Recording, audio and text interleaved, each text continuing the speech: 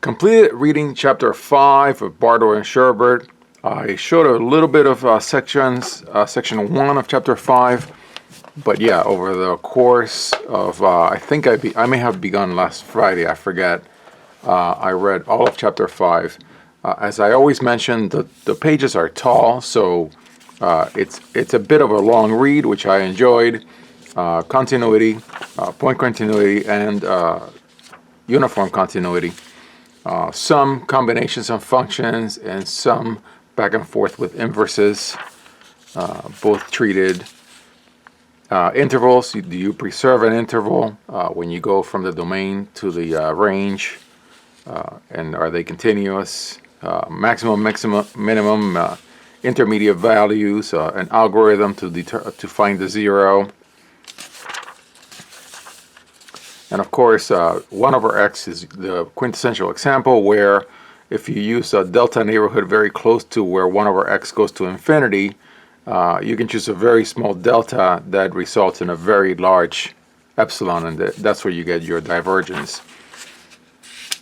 A few other theorems, then approximations using intervals, and the whole business of gauges, which is really ties into partitions, which are used, of course, for integration. Very good basis for that. Delta-fine partitions. I had not seen this specific terminology before. Monotone and inverse functions. And I think that's it. Y to the n, which of y equals x to the n. When n is odd or even. I've played around with this in Desmos. Very interesting. I did so also when I was reading in Wade. So that's the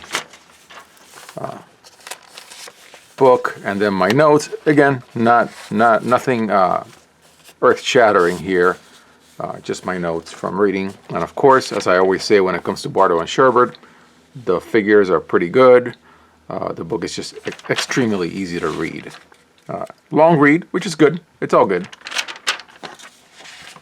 Yeah, going through neighborhoods as you map from one function to another.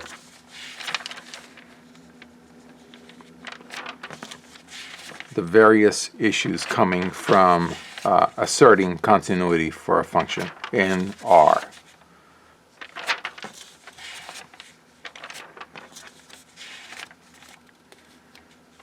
Yeah. Again, the intervals. And this all ties into, once they get into gauges, they're really laying the groundwork for partitions in the integration chapter.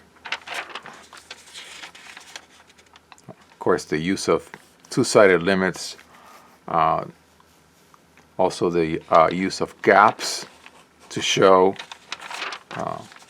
when a function is actually really is continuous, doesn't have any gaps. Culminating with one of my favorite functions, which is x to the n. And I think that's it. That's the end of chapter 5 for Bartle and Sherbert. Reading.